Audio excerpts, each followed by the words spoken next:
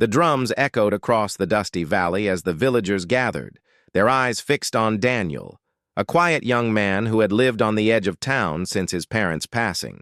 He had never courted anyone, never even spoken of marriage, and yet today the elders announced that he was to wed the chief's daughter, Leah.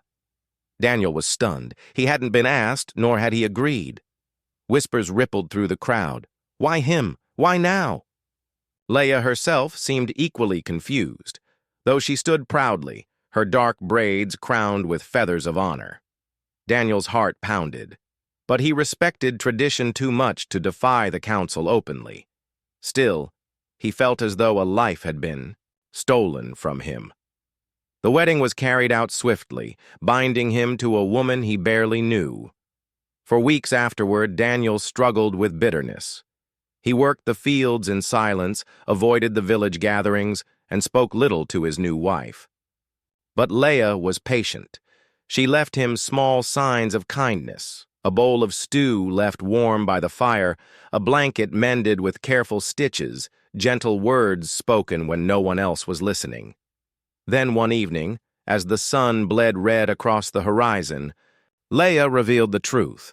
The council had arranged their marriage because she was being pursued by a rival tribe's chief. If she married Daniel, the rival's claim would be broken. Their union wasn't just tradition, it was protection. Suddenly, Daniel understood. His life hadn't been stolen, it had been chosen for honor, for survival.